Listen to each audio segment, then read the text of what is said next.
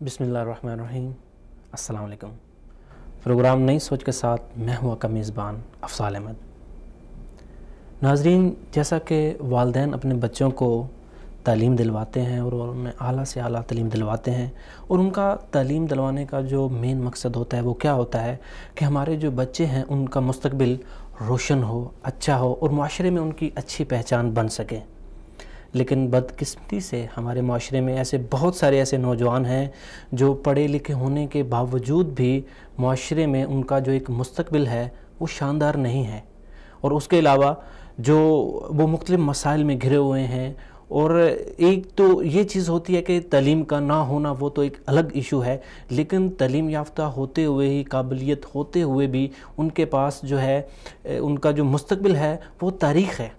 तो नाज़रीन, आज का हमारा जो मौजू है वो स्पेशल नौजवानों के मसाइल के ऊपर है, और आज हम डिस्कस करेंगे कि नौजवानों में ये जो बढ़ती हुई बेरोज़गारी जो है इसके असबाब क्या हैं, इसका हल क्या है, और इस सूरत हाल को देखते हुए हमारे नौजवान जो हैं वो कौन कौन से ऐसे जो काम हैं जिनको वो करके अपना जो मुस्तकबिल है उसको शानदार बना सकते हैं, माशरे में अपना नाम बना सकते हैं। तो इसी हवाले से हमारे साथ कॉल पे मौजूद होंगे हमारे मेहमान जनाब उबैदुल्लाह काजी साहब, जो कि एक तजिया निगार हैं, और हमारे जो दूसरे कॉलर हैं वो राजा ज़ियाउल हक साहब हैं, जो कि सदर यूथ क्लब से उनका ताल्लुक़ है, और तीसरे जो हमारे कॉलर हैं मौलाना मोहम्मद उमैर साहब, वो मजहबी स्कॉलर हैं। तो नाज़रीन, आज हमारे जो स्टूडियो मेहमान हैं मुफ्ती अब्दुल रहमान मदनी साहब, सबसे पहले तो मैं ये यहाँ बताना चाहूँगा कि मुफ्ती अब्दुल रहमान मदनी साहब जो हैं वो मारूफ़ मजहबी स्कॉलर हैं, और उसके अलावा उनका जो सहाफ़त में भी एक अच्छा खासा नाम है। तो हम बढ़ते हैं अपने पहले मेहमान की तरफ। मुफ्ती साहब, सबसे पहले तो मैं आपका बहुत मशकूर हूँ कि आपने अपना कीमती वक्त निकाला और हमारे प्रोग्राम में शिरकत की। हम आपका प्रोग्राम में खुश आमदीद कहते हैं। बहुत शुक्रिया, बल्कि मैं आपका मशकूर हूँ कि आपने मुझे यहाँ बुलाया, नवाजिश। जी, जैसा कि नौजवानी की उम्र में जो इंसान जो होता है वो बहुत कुछ कर सकता है, और उसकी जो काबिलियत भी होती है, उसमें जोश भी होता है जवानी का, और जो एक इंसानी दिमाग का अगर एक वैल्यू निकाले जाए तो उस वक्त उसका दिमाग भी जो होता है वो बिल्कुल फ्रेश होता है और हर लिहाज से मुकम्मल होता है। तो मुआशरा इसको अच्छी निगाह से देखता है। तो इस जो एक नौजवान है जिसको मुआशरा एक अच्छी निगाह से देखता है, जिसकी एक बहुत कदर होती है, जिसको किसी भी माशरे का मुस्तकबिल करार दिया जाता है, इस्लाम में इसकी क्या अहमियत है, ये हमारे नाज़रीन को आगाह करें। सबसे पहली बात तो ये कि ये जो उम्र है, तो आप सल्लल्लाहु अलैहि वसल्लम का फरमान है कि अल-मुअमिनुल क़विय्यु ख़ैरुम मिनल मुअमिनिज़ ज़ईफ़, कि जो ताकतवर मोमिन है वो कमज़ोर मोमिन से बेहतर है। तो ज़ाहिर है कि जवानी की उम्र में जब आप चुस्त हैं और आपके सारे क़ुवा और आज़ा ठीक काम कर रहे हैं, तो इसका मतलब है कि आप सबसे बेहतरीन हालत में हैं। इसी तरह आप सल्लल्लाहु अलैहि वसल्लम का फरमान है कि जो आपके फरमानात हैं उनका ख़ुलासा अगर हम एक जगह इकट्ठा करें जवानी के बारे में, तो वो ये है कि जवानी का अमल वो ज़्यादा काबिल सवाब, काबिल अजर है। और गुनाह के बारे में आपने कहा कि बूढ़े का गुनाह वो बड़ा बदतर गुनाह है। जैसे आपने फरमाया कि सबसे बदतरीन बदकार वो बूढ़ा है, कि मतलब इस उम्र में भी आके बदकारी कर रहा है। तो जवानी के बारे में ये नहीं कहा, बुढ़ापे के बारे में कहा। मतलब ये कि जवानी में गुनाह के चांसेस ज़्यादा हैं। तो ऐसे में अगर कोई नेकी की तरफ आता है तो वो ज़्यादा बड़ी बात है। तो इसका मतलब ये हुआ कि जवानी की जो उम्र है, जो ताकत की उम्र है, उसे इस्लाम ज़्यादा कदर की निगाह से देखता है। तो हम नौजवानों के जो बुनियादी मसाइल हैं उनके हल तो अभी तलाश करेंगे ही, लेकिन उससे पहले मैं ये पूछना चाहूँगा कि नौजवानों की जो एक इखलाकी तरबियत है, इखलाकी तरबियत, उसके जो इस्लाम ने क्या तालीमात दी हैं कि एक नौजवान की जो इखलाकी तरबियत है वो कैसी होनी चाहिए? अफजल भाई, नौजवानों की अखलाकी तरबियत तो बचपन से ही होती है ना। नौजवान तो वो बाद में होता है, पहले वो बच्चा होता है। तो बच्चों की तरबियत के हवाले से तो इस्लाम की बेबहा तालीमात है। माँ की गोद को उसकी पहली तरबियत गाह करार दिया गया है। اور یہ کہا گیا کہ بچے تو دنیا میں جتنے بھی آتے ہیں وہ فطرت اسلام پر آتے ہیں. کل مولود یولد علی الفطرہ، ہر پیدا ہونے والا فطرت اسلام پر ہی پیدا ہوتا ہے. فَأَبَوَاهُ يُحَوِّدَانِهِ وَيُنَصِّرَانِهِ أَوْ يُمَجِّسَانِهِ، اس کے ماں باپ پھر اس کو یہودی عیسائی یا نصرانی بنا دیں. تو بچپن سے ماں کی جو گود ہے وہاں سے تربیت اچھی ہو، پھر گھر کا ماحول اچھا ہو، پھر جہاں وہ پڑھنے جائے وہاں اس کی تربیت اچھی ہو، تو پھر وہ نوجوانی کی عمر میں ایک اچھا نوجوان نظر آئے گا. اور اگر ہم یہ سوچیں کہ ہم ایک نوجوان کی تربیت کریں گے بچپن کی تربیت کو صرف نظر کرتے ہوئے، تو آپ بھی جانتے ہیں میں بھی جانتا ہوں بڑی مشکل بات ہے. وہ تو پھر ہاتھ سے نکل چکا ہوگا. بچے تو اب جس دور میں ہم رہتے ہیں، میرا خیال ہے 8-9 سال کا بچہ ایسا ہو جاتا ہے کہ والدین مطلب سارا ڈرنا شروع ہو جاتے ہیں کہ یہ کہیں بھی کچھ بھی کہہ سکتا ہے. تو بچپن سے اس کی تربیت اچھی ہونی چاہیے. ہاں جب وہی بچہ نوجوانی میں قدم رکھے، جوانی اوائل عمری میں قدم رکھے، تو پھر اس کے آس پاس کے ماحول کو اور اس کے دوستوں پر کڑی نظر رکھنی چاہیے. اور موجودہ دور میں خاص طور پہ کہنا چاہوں گا کہ اس کے لیپ ٹاپ پہ، اس کے کمپیوٹر پہ، اس کی ٹیبلٹ پہ، اس کے موبائل پہ، اور خاص طور پر وہ کتنا وقت تنہائی میں گزارتا ہے اور کیا کرتا ہے، والدین کو اس پہ نظر بھی رکھنی چاہیے اور کوشش کرنی چاہیے کہ آج کا نوجوان موبائل کے ساتھ تو تنہا نہ ہو. یہ ہمارے پچھلے پروگرام میں بھی ایک صاحب نے جو ہے وہ ذکر کیا تھا کہ ایک جو بچہ ہے اس کے جو ایک موبائل ہے یا لیپ ٹاپ ہے، کیا والدین کو یہ حق بنتا ہے کہ اس کی مکمل تلاشی لے سکیں؟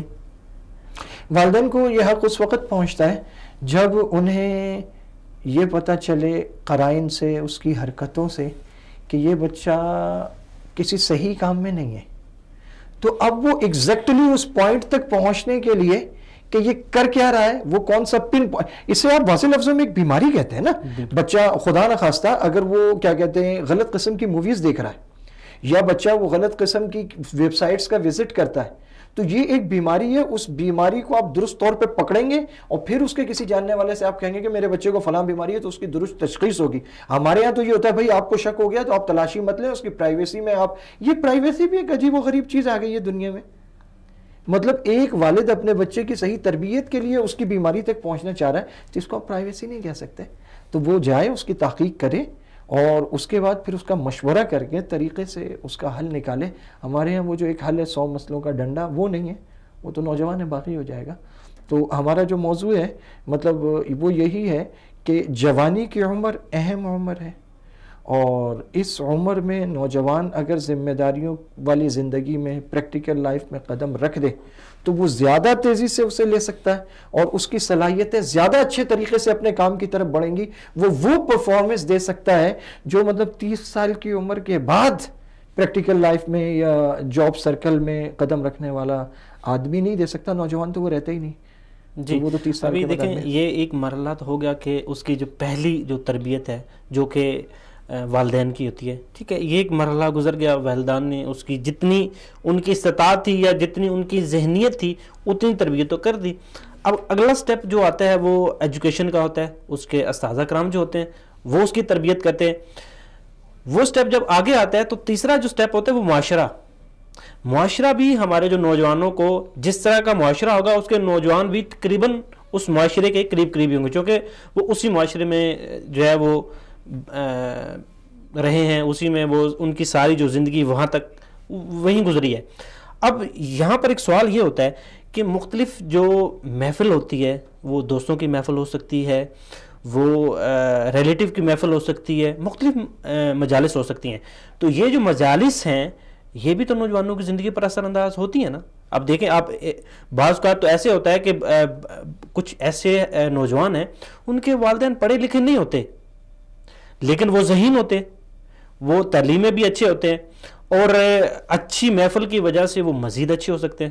اب بعض ایسے بھی ہوتے ہیں جو تعلیم میں اچھے ہیں، بری محفل سے وہ برے کاموں میں لگ گئے. اب دیکھیں نوجوانی میں یہی تو ایک سٹیپ ہوتا ہے، آپ کا خون گرم ہوتا ہے اور آپ کو ایک فیصلہ لینے کی جو ایک جلد بازی ہوتی ہے، چونکہ آپ انجام کو نہیں دیکھ رہے ہوتے، آپ اس وقت جو فیلنگز آپ کو ہوتی ہے اس کو دیکھ رہے ہوتے ہیں. تو یہ جو محفل کا اثر بھی تو نوجوانوں کے اوپر پڑتا ہی ہے نا. آپ کیا کہیں گے؟ 100% پڑتا ہے. اور یہ جو آپ نے ایک بات فرمائی کہ اچھی محفل، تو اب میرا خیال ہے اچھی بری محفل کو ذرا ہمیں بھول جانا چاہیے، ہمیں صرف اچھے برے دوستوں کا یاد رکھنا چاہیے. مطلب اس کے جیسے دوست ہوں گے وہ صرف دوستوں کی محفل پسند کرتا ہے. اگر اس محفل سے ہٹا کے آپ اس کو ریلیٹیوز میں یا کہیں لے جاتے ہیں تو وہ ایسے طریقے سے وہاں سے وہ نکلتا ہے کہ والدین دیکھتے رہ جاتے ہیں. اسے کوئی کال آ جاتی ہے، کوئی میسج آ جاتا ہے، اسے کوئی بھی بہانہ سوچتا ہے، اس کے پیٹ میں درد ہو جاتا ہے. اب تو وہ صاف طور پہ کہتا ہے بھائی میری سمجھ میں نہیں آ رہا، میرا دل نہیں لگ رہا، میں جا رہا ہوں، میرا فلاں کام اٹکا ہوا ہے. ایسی جگہ پر جانے سے پہلے ہی وہ بتا چکا ہوتا ہے کہ میرا فلاں کام ہے، میں 10 منٹ وہاں بیٹھوں گا، مجھے نہیں جانا، میں نکل جاؤں گا وہاں سے. اولاً وہ جاتے ہی نہیں، وہ جائیں تو وہ ٹکتے نہیں، وہ ٹکیں تو ان کا دماغ وہاں نہیں ہوتا، ان کے موبائل یوز ہو رہے ہوتے ہیں. مطلب وہ چیز اب چلی گئی. اب تو لے دے کے ایک ہی چیز ہے، اور وہ بھی نوجوانی سے پہلے. مطلب اسے آپ یوں کہیں گے باقاعدہ پلاننگ کے ساتھ نا، ہمیں اس کے آس پاس ایسے لوگوں کا ایک سرکل بنانا پڑے گا کہ جو بچے ہم دیکھ رہے ہیں کہ ذرا بہتر بچے ہیں، ذرا شریف الطبع بچے ہیں، ذرا پڑھائی میں ٹھیک ہے. اور صرف پڑھائی میں ٹھیک ہونا کافی نہیں ہے، مطلب یہ ہے کہ وہ ایسے گھروں کے بچے ہوں جو بے حیائی سے دور ہوں، نمازی ہوں، جو والدین کا ادب کرنے والے ہوں، زبان دراز نہ ہوں. تو وہی بیسک جو ہے نا، آپ یوں سمجھ لیں کہ اب دوست ہی رہ گئے ہیں آس پاس کے. وہی دوست اسے بتاتے ہیں کہ کون سی سائٹس پہ جانا ہے، وہی اسے بتاتے ہیں کہ کون سی اپلیکیشنز یوز کرنی ہے. انہی سرکل آف فرینڈز سے اسے اگلا وہ سرکل ملتا ہے جس میں اس نے اپنی نوجوانی کی لتیں پوری کرنی ہوتی ہیں. تو اب جس طرح ہم لوگ اپنے کاروبار کو ٹائم دیتے ہیں، اپنی چیزوں کو ٹائم دیتے ہیں، اولاد کو باقاعدہ ٹائم دے کے بچانا پڑے گا، ورنہ باہر معاشرے میں تو معاف کیجیے گا آگ لگی ہوئی ہے. آپ مثال کے طور پہ آپ کیا کہیں گے کہ دنیا میں فلاں ملک ہے جس کے بچے اچھے ہیں، نوجوان تو سب کے ایک جیسے ہو گئے. مطلب اب پوری دنیا میں لباس ایک جیسا ہے، یہ مانتے ہیں آپ؟ لباس مختلف معاشرے کے مطابق آپ دیکھیں تقریباً لباس پوری دنیا میں ایک جیسا ہو گیا ہے، اللہ ماشاءاللہ کہیں پینٹ تنگ ہوگی، کہیں کھلی ہوگی، کہیں شرٹ میں فرق ہوگا، لباس ایک جیسا ہو گیا. کھانے ایک جیسے ہو گئے، سارے کولڈ ڈرنکس پی رہے ہیں، سارے چپس کھا رہے ہیں، سارے برگر کھا رہے ہیں، سارے بروسٹ کھا رہے ہیں، سب کو چاکلیٹس چاہیے. کھانے ایک جیسے ہو گئے، لباس ایک جیسے ہو گئے.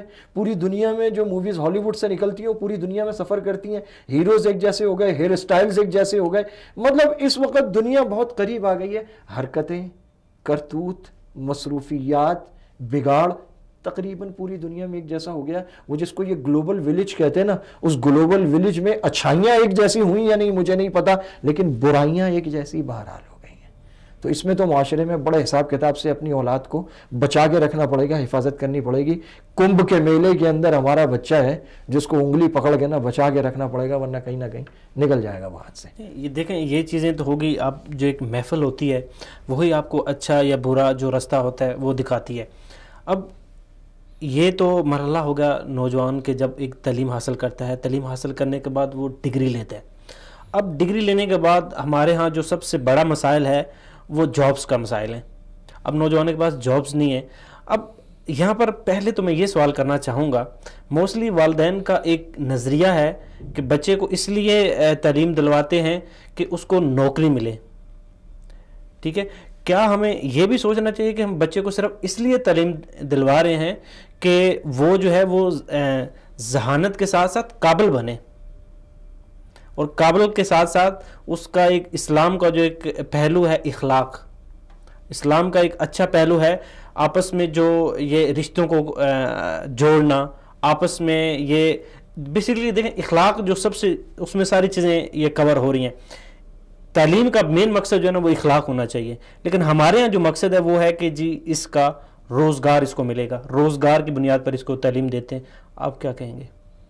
آپ نے جو بات کہی افضال بھائی وہ بڑی المناک حقیقت ہے. ہمارے ہاں تعلیم کے نام پہ وہی چیزیں ہیں کہ اسے ڈگری مل جائے، اسے اچھی نوکری مل جائے. تو جہاں قوم نوکری کے لیے تعلیم حاصل کرے گی تو اس قوم میں نوکری پیدا ہوں گے. جہاں کتابیں فٹ پاتھوں پہ بکتی ہیں اور جوتیاں جو ہے وہ اے سی والی دکانوں پہ بکتی ہیں، تو اس کا مطلب ہے پھر اس قوم کو کتابوں کی نہیں جوتوں کی کثر ہے، اس کو جوتے چاہیے. تو ہمارے یہاں واقعی والدین تعلیم نہیں دیکھتے. اگر تعلیم دیکھتے تو اس بات کی ضرور فکر کرتے. میں اپنے بیٹے کو داخل کرانے گیا تو انہوں نے مجھے جب پورے اسکول کا سب کچھ بتایا تو اس کے بعد میں نے ان سے پوچھا کہ آپ کے یہاں مطلب چھوٹا بچہ ہے، اس کی ابتدائی تعلیم ہے، تو میں نے کہا آپ کے یہاں کوئی نورانی قاعدے کا یا قرآن شریف کا یا کسی چیز کا کوئی پیریڈ ہے؟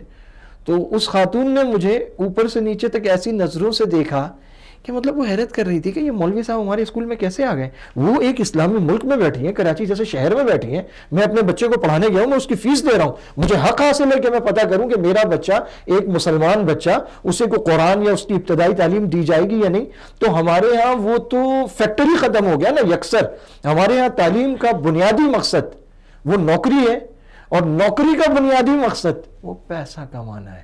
نوکری کا مقصد بھی کچھ اور ہو سکتا ہے, وہ ملک قوم کی خدمت ہو سکتا ہے. ایک آدمی ڈاکٹر بنا ہے تو یہ کہا جاتا ہے کہ ڈاکٹر وہ ملک اور قوم اور ملت کی خدمت کرتے ہیں. لیکن ہمارے ہاں تو وہ خدمت ذرا پیچھے رہ گئی ہے. مطلب وہ دور تھا کہ جب ڈاکٹر کے گھر لوگ گنے لے کے جا رہے تھے, گڑ لے کے جا رہے تھے, اور ڈاکٹر کے ہاتھ چھونے جاتے تھے, اور ڈاکٹر کے آنے پہ لوگ اٹھ کے کھڑے ہو جاتے تھے, کیونکہ وہ پیسوں کو چھوڑ کر مسیحائی کیا کرتے تھے. اور اب تو یہ حال ہو گیا کہ اچھے مسیحا ہو, مریضوں کا خیال اچھا ہے, ہم مرے جاتے ہیں, تم کہتے ہو حال اچھا ہے. تو اب تو یہ حال ہو گیا. اب تو وہ مطلب وہاں ایمرجنسی میں مریض تڑپ رہا ہے اور یہ ہڑتال پر ہے. تو اس کی وجہ کیا ہے کہ ہم وہ نوکری کر رہے ہیں جس میں ہمیں پیسہ چاہیے. تو جب وہ پیسہ کم ہے تو ہم نے نوکری چھوڑی, ہم ہڑتال پہ آ گئے. وکیل ہے تو اسے اس بات سے کوئی غرض نہیں ہے آج کہ یہ آدمی سچا ہے یا جھوٹا ہے. اسے آپ اس کے پیسے دیں, آپ قاتل بھی ہوں گے وہ چھوڑوا دے گا, اور سامنے والا بے قصور بھی ہوگا وہ پھٹا لگوا دے گا اس کو. تو آپ نے دونوں باتیں بالکل درست فرمائی ہیں. تعلیم کا بنیادی مقصد نوکری ہے, اور میں اس میں یہ اضافہ کرنا چاہوں گا کہ نوکری کا بنیادی مقصد پیسہ ہے. اچھا برا حق باطل سب ختم ہو گیا. مٹیریلسٹک ورلڈ میں ہم مادے کی تلاش میں پاگل ہو رہے ہیں. ہم اپنی روایات کو کھو چکے ہیں, ہمیں مان لینا چاہیے, اس میں خیر ہے. جی اچھا, یہ بے روزگاری جو ہے یہ ظاہری بات ہے کہ اب ایک نوجوان ہے, اس نے بڑی محنت کی ہے, بڑا پیسہ خرچ کیا ہے اور ڈگری حاصل کر لی ہے. اب جب اس کو جابس نہیں ملتی تو وہاں پر وہ مایوس بھی ہوتا ہے, احساس کمتری بھی ہوتی ہے, اور نفسیاتی مریض بھی کسی حد تک بن جاتا ہے. تو یہ جو نفسیاتی مریض کا بننا, آپ کیا سمجھتے ہیں کہ یہ اس وقت آپ کا جو ایک سٹینڈ ہے, آپ کا جو ایک فیصلہ ہے کہ وہ آپ کو نفسیاتی مریض بننے سے روک سکتا ہے کہ نہیں روک سکتا, یا اس نفسیات سے کیسے نکلا جا سکتا ہے, کیا کہیں گے؟ افضل بھائی, اس میں سب سے پہلی بات تو یہ آپ نے کہا کہ اس نے بڑی محنت کی ہے. کون کرتا ہے یہ محنت؟ یہ محنت کون کرتا ہے پڑھنے میں؟ محنت تو اصل میرا خیال ہے کہ روزانہ کی بنیاد پہ ہوتی ہے, جب آپ پابندی سے کلاسز لے رہے ہوتے ہیں, جب آپ روزانہ کے نوٹس بنا رہے ہیں, جب آپ روزانہ کا سبق یاد کر رہے ہیں اور آپ حاضری پوری کر رہے ہیں. تو پہلے تو یہ لے لیں, ہمارے ہاں جو محنت ہے وہ امتحانوں کے دنوں میں زیادہ رٹو توتے ہیں, ایک بات.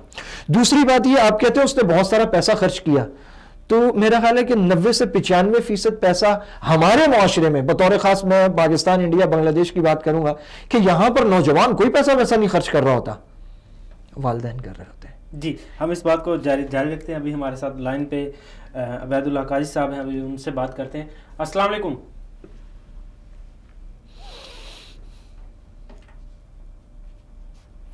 جی ابھی کال ہماری ڈراپ ہو گئی ہے, انشاءاللہ ہم یعنی کال ڈراپ ہو گئی ہے تو میں کنٹینیو رہ سکتا ہوں. نوازش.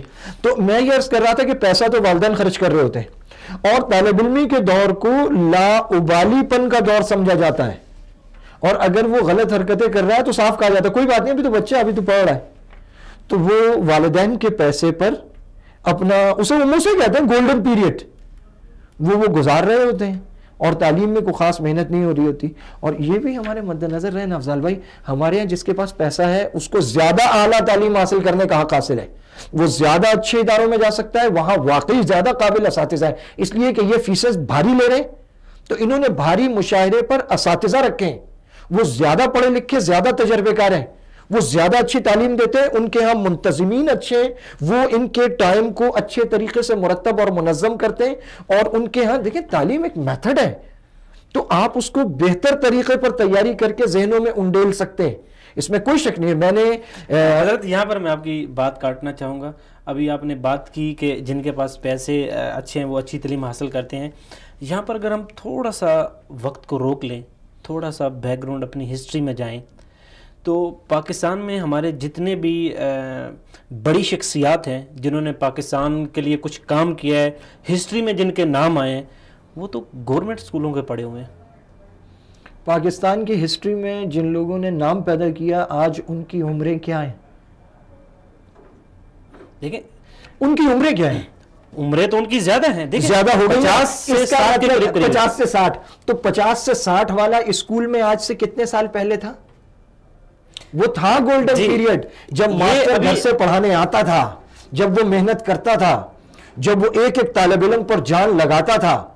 اب جناب من سرکاری اسکولوں کی وہ بات نہیں رہی۔ نہیں دیکھیں، اس بات سے انکار نہیں کیا جا سکتا کہ ابھی بھی ہمارے جو سرکاری اسکول ہیں وہاں سے اچھے اسٹوڈنٹس آ رہے ہیں، اچھی ایجوکیشن مل رہی ہے، اس چیز سے انکار نہیں۔ ہاں مینجمنٹ پاکستان کی بات کرتے ہیں کا اگر تو دیکھا جائے تو پاکستان میں کافی صرف حد تک لے جو ہے لیں وہ کہ پنجاب ہے، صرف پنجاب جہاں کے سرکاری اسکولوں میں میٹرک تک کسی حد تک بہتر تعلیم ہے، اس کے بعد وہاں بھی ایسے ہی حال ہے۔ اس وقت بہت کم تعلیم، پرائیویٹ سیکٹر سے جو لوگ نکل کر آتے ہیں وہیں کمپنیز جاتی ہیں لڑکے ڈھونڈنے کے لیے، انہی لڑکوں کو پرائیورٹی بیسس پر اللہ آپ کا بھلا کرے جابس ملتی ہیں۔ اور یہاں ہمارے پاکستان میں جو ایک اور بڑی چیز آ گئی نا، وہ یہ آ گئی کہ تعلیم بھی اب تھوڑی پیچھے چلی گئی، مطلب اب تو آپ کو انگریزی آنی چاہیے فرفر۔ بالکل، انگریزی آئے گی تو آپ کی ساری ڈگریاں پیچھے ہو جائیں گی، اور انگریزی آپ کو نہیں آئے گی تو آپ کی ساری تعلیم پیچھے ہو جائے گی۔ مطلب آپ یہ دیکھیں کہ ہمارے یہاں ہنرمندی والی تو کوئی بات ہی نہیں رہی، اور وہ مطلب ایچیسن کا پڑھا ہوا لڑکا ہے یا لمس سے نکل کر آیا، آپ لمس میں ایم بی اے کرنے جائیں کتنے میں ہوتا ہے؟ یہی بات ہے نا۔ دیکھیں لیکن تعلیم بھی شاندار ہے۔ ہمارے یہاں 2-3 تعلیم کو بھی ایک بزنس بنا لیا گیا، ٹھیک۔ اب تعلیم دیکھیں، اب جس کے پاس، جیسا کہ آپ نے پہلے فرمایا کہ جس کے پاس زیادہ پیسے ہیں وہ اچھی تعلیم حاصل کر سکتا ہے۔ اب اوورآل اگر دیکھا جائے ہمارے جو سرکاری ادارے ہیں، جو ہمارا ایجوکیشن کا بجٹ ہے وہ کتنا ہے؟ اگر آپ دنیا کا حساب لگائیں تو پوری دنیا میں سب سے زیادہ جو بجٹ ہوتا ہے وہ ایجوکیشن کا ہوتا ہے۔ اب یہ جو یورپی ممالک ہیں، انہوں نے جو ترقی کی ہے، یہ جو ٹیکنالوجی میں اور یہ ساری چیزوں میں آگے ہیں، کس وجہ سے ہیں؟ کہ تعلیم پر زیادہ خرچ کریں، تعلیم پر۔ لیکن ہمارے یہاں بدقسمتی سے تعلیم کو بھی دیکھیں، جب بے روزگاری زیادہ ہوتی ہے تو ہر ایک جو ہے وہ نیگیٹو پوائنٹ کی طرف جاتا ہے۔ ایسا ہی ہے۔ اب تعلیمی اداروں کی اگر آپ بات کریں تو پاکستان میں اس وقت جتنے بھی پرائیویٹ ادارے ہیں اس میں شاد و نادر ایسے ہیں جہاں پر اسلامک ایجوکیشن دی جاتی ہے، ادروائز سارا جو ہمارا جو ایک نصاب ہے وہ نصاب وہ پاکستان کے نصاب ہے ہی نہیں، نصاب سارا جو ہے وہ برٹش ہے۔ افضال بھائی، اسلامی تعلیم کو ایک منٹ کے لیے ایک سائڈ پر بھی رکھ دیں، جس مقصد کے لیے یہ ادارے بنے ہیں، اور وہ صاف کہتے ہیں کہ ہمارا مقصد ہے کہ ہم ایسے لوگ پیدا کریں جن کو نوکریاں ملیں، ان کے پڑھے ہوئوں کو تو نوکریاں بھی نہیں مل رہی۔ ہمارے نوجوانوں کی بدقسمتی یہ ہے کہ وہ وقت صرف کرتے ہیں، والدین کا بہت سارا پیسہ برباد ہوتا ہے، اور پھر انہیں ایک ڈگری ملتی ہے تو سب سے پہلی بات تو یہ کہ ہلکے تعلیمی اداروں کی جن میں فیسیں اچھی نہیں ہیں ان کی تو تعلیمی ڈگری کوئی نہیں مانتا، کیونکہ وہ غریب تعلیمی اداروں میں پڑھ کے آیا تو اس کے پاس تو کوئی اچھی سفارش بھی نہیں ہوتی، کوئی سورس بھی نہیں ہوتی۔ اور جو بڑے مہنگے مہنگے تعلیمی اداروں میں پڑھ کر آتے ہیں ان کے پاس کچھ سورس ہوتی ہے، تو وہ اگر سرکاری نوکری لے بھی لیتے ہیں تو سرکاری نوکری تو صرف تنخواہ کے لیے لیتے ہیں، وہ کام تھوڑی کرتے ہیں وہاں۔ اگر ایک ڈاکٹر سرکاری ہاسپٹل میں ہے تو وہ کتنے گھنٹے نوکری کر رہا ہوتا ہے، اور جتنے گھنٹے وہ جا رہا ہوتا ہے وہاں کے سارے چیک اپس کے بعد کرتا کیا ہے، وہاں سے وہ مریض جو ہے وہ اپنے پرائیویٹ کلینک میں بلا رہا ہوتا ہے وہ، اور اسپیشلی ان کو انویٹیشن دے رہا ہوتا ہے کہ یہاں پر دیکھیں آپ کو یہ فیسلٹیز نہیں ملیں گی، یہ بازو میں ہی میرا کلینک ہے، آپ وہاں جا دیں۔ تو اور اگر اس کا اپنا نہ ہو تو وہ کسی کا دے رہا ہوتا ہے جہاں سے اس کو۔ دیکھیں ہمارے معاشرے میں جو ایک کرپشن ہے، یہ کرپشن اتنی زیادہ ہو گئی ہے کہ آپ ایک سڑک کے اوپر جو چھوٹا بزنس کر رہے ہیں وہاں سے لے کے بڑے سرکاری اداروں پر جہاں بھی دیکھیں تقریباً 90% آپ کو کرپشن نظر آئے گی۔ ایسے اگر آپ کو ایک ایپلیکیشن دینی ہے کہ آپ کے گھر کا پانی نہیں آ رہا، آپ ایپلیکیشن دیں گے، اس کے لیے بھی آپ کو پیسے دینے پڑیں گے کہ میرا نمبر پہلے آ جائے۔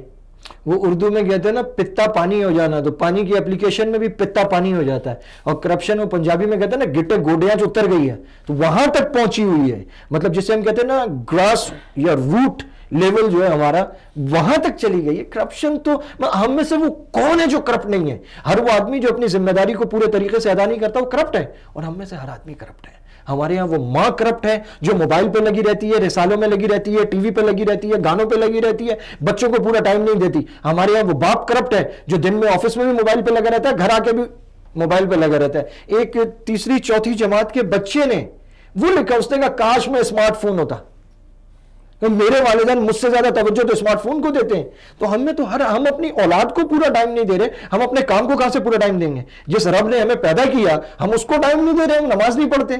تو کرپشن میں تو کوئی شک نہیں ہے. لیکن افضل بھائی یہ بتائیں، اس سب کے باوجود جس مقصد کے لیے ہم نے تعلیمی ادارے بنائے اور ہم اپنے نوجوانوں کو تیار کر رہے ہیں، تو جب نوجوان پریکٹیکل لائف میں قدم رکھتا ہے تو وہ تو اس کا بھی صحیح معنوں میں اہل نہیں ہوتا. جی بالکل، اسے مقام ہی نہیں آتا. بات کو جاری رکھتے ہیں. ابھی ہمیں جوائن کیا ہے عبید اللہ قاضی صاحب نے. السلام علیکم. السلام علیکم سر.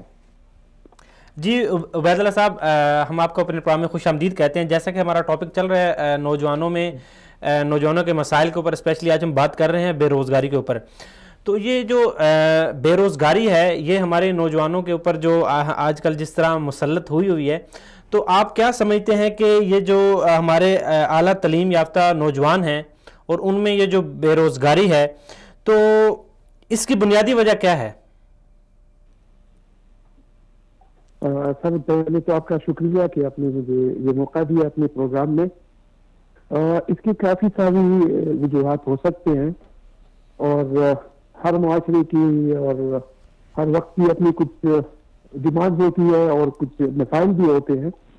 اس میں کوئی شک نہیں ہے کہ ہمارے معاشرے میں تعلیم یافتہ طبقہ ماشاءاللہ کافی پڑھا لکھا طبقہ موجود ہے، اور اسپیشلی نوجوانوں کا.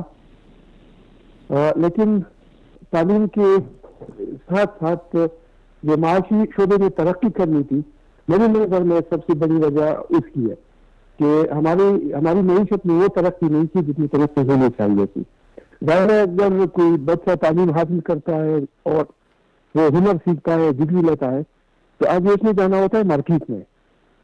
اگر مارکیٹ میں اس کے لیے کوئی جگہ نہ ہو، مارکیٹ اتنی ترقی نہ کی ہو کہ ان لوگوں کو کپا سکے، تو ظاہر ہے بے روزگاری میں بڑھنا ہوتا ہے.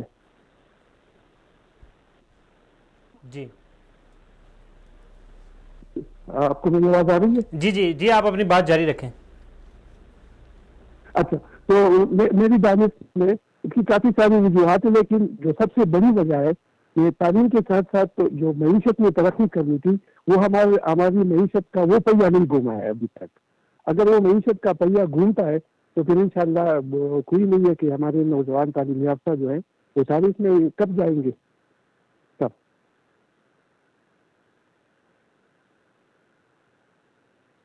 یافتہ ایک بہت بڑی تعداد ہے، تو اگر آپ مناسب سمجھیں تو سوال کریں کہ ہمارے ہاں جو بہت بڑی تعداد ہے وہ تعلیم یافتہ ہے یا سند یافتہ ہے؟ جی عبید اللہ صاحب، آج ہمارے جو اسٹوڈیو مہمان ہیں مفتی عبد الرحمان مدنی صاحب، ان کا ایک سوال ہے. جی جی جی مدنی صاحب آپ سوال کریں. عبید اللہ بھائی السلام علیکم. میں یہ عرض کرنا چاہ رہا تھا، آپ نے جیسے فرمایا کہ ہمارے ہاں ایک بہت بڑی تعداد ہے نوجوانوں کی جو تعلیم یافتہ ہے، تو ہمارے جو نوجوان ہیں وہ تعلیم یافتہ ہیں یا سند یافتہ ہیں، ڈگری ہولڈر ہیں؟ مدنی صاحب آپ نے بڑا زبردست نقطہ اٹھایا ہے. اس میں کوئی دو رائے نہیں ہو سکتی کہ ہمارے ہاں جو تعلیمی نظام ہم نے وضع کیا ہوا ہے یا جو ہمیں ملا ہوا ہے، تو اس میں جو مقصد حیات یا جو مقصد تعلیم جو بن گیا ہے، وہ تعلیم سے زیادہ وہ ڈگری کا حصول اور ڈگری کے حصول کے بعد وہ ملازمت یا اس کے حوالے سے جو آگے اس کو بینیفٹ ملنی ہے، اس کو ہم نے ٹارگٹ کیا ہوا ہے. تو میں اس میں آپ کے ساتھ اتفاق کرتا ہوں کہ ہمارے جو ڈگری ہولڈرز ہیں، جو ہمارے طلباء ہیں، ان میں اکثریت وہ سند یافتہ ہے. وہ جو تعلیم ہونی چاہیے یا وہ تعلیم کا جو معیار ہونا چاہیے وہ نہیں ہے، اس کا فقدان ہے. تو یہاں پر ایک سوال اور پیدا ہوتا ہے کہ ہمارے ہاں جو ایک کنسیپٹ ہے تعلیم حاصل، جو ایک نوجوان ہے اس کو جب تعلیم دلوائی جاتی ہے تو یہ ذہن میں رکھا جاتا ہے کہ یہ بچہ جو ہے اس کا مستقبل روشن ہو. بیسیکلی جو اس کے پیچھے ایک چیز ہوتی ہے وہ یہ ہوتی ہے کہ بچے کو اچھا روزگار، اچھی نوکری ملے، نہ کہ بچے کو جو ایک اخلاقی طور پہ جو ہے اس کو اچھا پیش کر ایک معاشرے کے لیے ایک اچھا پہلو ثابت ہو. آپ اس بارے میں کیا کہیں گے؟ ہماری جو ذہنیت ہے یہ کیسی ذہنیت ہے؟ اس میں بھی پتہ نہیں کہاں سے ہم بات شروع کریں کہ کیا جو ہم نے بنیادیں رکھی ہوئی ہے ان بنیادوں میں مسئلہ تھا، یا جو اس بنیاد کے اوپر جو عمارت بنی ہے عمارت میں مسئلہ ہو گیا ہے. اس میں کوئی شک نہیں ہے کہ تعلیم کے لیے ہی ہوتا ہے، اور تعلیم کا یہی مقصد ہے کہ انسان کی عقل کی ڈیولپمنٹ ہو، انسان کی سوچ کی ڈیولپمنٹ ہو، اور انسان عقل اور سوچ کی ڈیولپمنٹ کے ساتھ ساتھ اس کا اخلاقی معیار بھی آگے بڑھے اور اس کی بھی بڑھوتری ہو اور اس کی بھی ترقی ہو. لیکن ہمارے تعلیمی نظام میں یہ ایک خامی ضرور رہ گئی ہے کہ ہم نے اخلاقیات کو بالکل ایک سائڈ پہ رکھا ہوا ہے.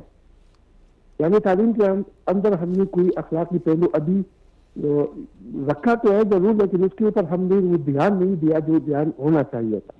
اور تعلیم کا مقصد سوچ کی بڑھوتری اور جو سوچ کے اندر جو انسان کی ترقی ہوتی ہے، یا جو انسان کی اخلاقی معیار کی جو ترقی ہوتی ہے، ان چیزوں کو ہم نے سائڈ پہ چھوڑا ہوا ہے. اور ہم نے ڈگری کو، تعلیم کو صرف محض ڈگری کا حصول بنا دیا ہے. اور اس میں بھی کوئی شک نہیں ہے کہ ظاہر ہے لوگوں نے دنیا میں رہنا ہے اور معیشت کا بھی پہیہ گھومنا ہے، اور معیشت بھی انسان کی ضرورت ہوتی ہے، لیکن وہ مقصد نہیں ہوتا. ہم نے اب معیشت کو یا نوکری کو یا جو تعلیم کے ذریعے جو فوائد حاصل ہونے ہیں اس کو ہم نے مقصد بنا دیا ہے. تعلیم کا اپنا مقصد ہے، جو تعلیم کا جو اپنا کہ انسان کے اندر اخلاقی معیار اس کا اوپر جائے یا انسان کی سوچ ترقی کرے، ان چیزوں کو ہم نے سائڈ پہ کر دیا ہے. یہ تعلیمی نظام کی یہ خرابی ہے. جی اس میں ایک چیز اور آتی ہے کہ اب نوجوانوں کو جب روزگار فراہم نہیں ہوتے تو وہ نفسیاتی طور پہ مریض بنتے جا رہے ہیں. کیا یہ بات درست ہے؟ بالکل سر، بالکل سر، یہ بالکل بات آپ کی درست ہے. میں 100% اس کے ساتھ اتفاق کرتا ہوں کہ جو نفسیاتی مسائل ہیں وہ غیر تعلیم یافتہ لوگوں کے مقابلے میں تعلیم یافتہ لوگوں کے اندر زیادہ ہے. اور شاید اس کی ایک وجہ یہ بھی ہے کہ لوگ کسی بھی طریقے سے ڈگری تو حاصل کر لیتے ہیں، تعلیم کو حاصل کر لیتے ہیں، لیکن آگے پھر ان کو مارکیٹ میں یا جب وہ لوگ پریکٹیکل لائف میں داخل ہوتے ہیں تو ان کو وہ مواقع نہیں ملتے جو ان کو ملنے چاہیے. تو ظاہر ہے اس چیز کا نفسیاتی اثر ہونا ہے. اور اس میں میری اپنی جو میری رائے ہے، جو جتنا میں نے دیکھا ہے، جتنی میں نے تھوڑی بہت ریسرچ کی ہے اس میں، تو میں نے بھی تعلیم یافتہ لوگوں کو نفسیاتی طور پر بہت زیادہ ڈپریس پایا ہے، اس وجہ سے کہ ان کو کوئی نوکری نہیں ملتی. اور اگر آپ اجازت دیں تو میں آج ہی کی ایک بات آپ سے شیئر کر لوں. جی جی. بہت دور سے میرے پاس ایک مہمان آئے ہوئے تھے اپنے 2 بچوں کو رہ کے. دونوں بچے ان کے تعلیم یافتہ تھے اور ماشاءاللہ اچھی تعلیم یافتہ تھے. ایک نے تو BBA کی ڈگری بھی حاصل کی تھی، اور وہ میرے ساتھ ان کے مسائل شیئر کر رہے تھے. اس حوالے سے وہ آئے کہ ان کو کچھ بیماری لاحق ہو گئی تھی، گھر کے اندر ان کے بہت سارے مسائل تھے. تو جتنا میں نے ریڈ کیا، جو میری بات ان سے ہوئی، تو اس کی بنیادی وجہ یہی تھی کہ وہ بچے تقریباً 3-4 سال سے وہ ڈگری ہولڈر تعلیم یافتہ تھے، لیکن ان کو نوکری نہیں مل رہی تھی. والد صاحب ان کے ریٹائر تھے، سرکاری محکمے سے وہ ریٹائر ہو گئے تھے. تو ان کے سارے مسائل کی وجہ یہی تھی کہ وہ لوگ بے روزگار تھے، اور ان کے پاس کوئی روزگار کا کوئی وسیلہ نہیں تھا، یا روزگار ان کے پاس نہیں تھا. تو میری اپنی یہ ہے دانش میں، اور جتنا میں نے پڑھا ہے اور ریسرچ کی ہے، بہت سارے مسائل نفسیاتی طور پر تعلیم یافتہ لوگوں کے ساتھ زیادہ ہوتے ہیں. جی عبید اللہ صاحب، آپ کا بہت بہت شکریہ کہ آپ نے اپنا قیمتی وقت نکالا اور ہمارے پروگرام میں شرکت کی. ناظرین، یہاں پر وقت ہو گیا ایک بریک کا. ملتے ہیں ایک شارٹ بریک کے بعد.